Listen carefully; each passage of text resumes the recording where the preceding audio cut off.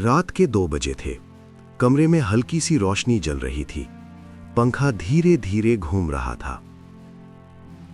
रोहित अपनी मेज पर बैठा अपने पिछले 5 साल की मेहनत और संघर्ष को याद कर रहा था, क्योंकि कल 5 साल की मेहनत का फैसला होना था। उसके हाथ कांप रहे थे। उसने आंखें बंद की और धीरे से कहा, बस इस बार भगवान। रोहित एक मिडिल क्लास परिवार का बेटा था। उसके पिता की छोटी सी दुकान थी और मां घर पर सिलाई करती थी।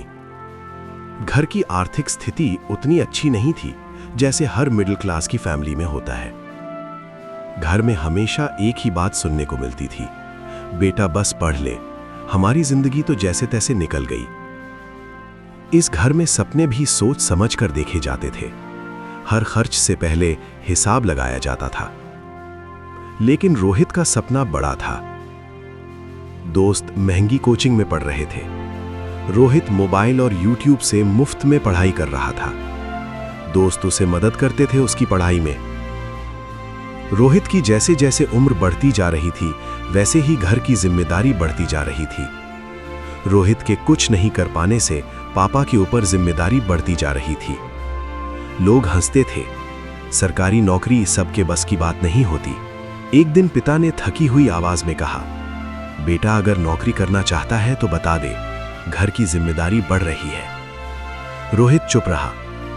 अपने कमरे में जाकर वो उदास होकर सोचता रहा, क्या करूं, तैयारी करूं या छोड़ के कोई नौकरी करूं। लेकिन उसने अपने आप को समझाया कि यहां तक आके अगर तैयारी छोड़ी तो पीछे जो इतना समय लगाया उसका क्या। उस रात उसने अपनी डायरी में लिखा, या तो मैं जीतूंगा या फिर दुनिया को गलत साबित कर दूंगा। उसने अपनी तैयारी में और गहराइयों से जुट गया। इम्तिहान का दिन आया। हॉल में सन्नाटा था। घड़ी की टिक टिक साफ सुनाई दे रही थी। रोहित ने खुद से कहा, मिडिल क्लास के बच्चे हार नहीं सकते क्योंकि उन्हें हारने की इजाजत नहीं होती।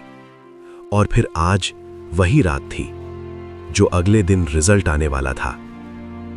अगले दिन मोबाइल पर रिजल्ट खुला हुआ था। मां उसके पीछे खड़ी थी। उन्होंने धीरे से कहा, बेटा रिजल्ट जो भी हो तू हमारा गर्व है।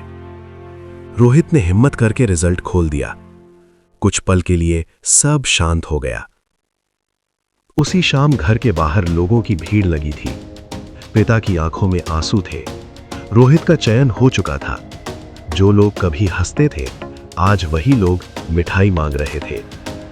रोहित ने मुस्कुराते हुए कहा, मिडिल क्लास होना कमजोरी नहीं है, यही हमारी सबसे बड़ी ताकत है। क्योंकि यहां सपने पैसों से नहीं, जिद और मेहनत से पूरे होते हैं। और सच यही है, हालात छोटे हो सकते हैं लेकिन सपने कभी छोटे नहीं होते। जिनके सपने हालात से बड़े होते हैं, इतिहास उन्हीं के नाम लिखा जाता है। अपने अंदर मोटिवेशन लाने के लिए लाइक और सब्सक्राइब और शेयर करें।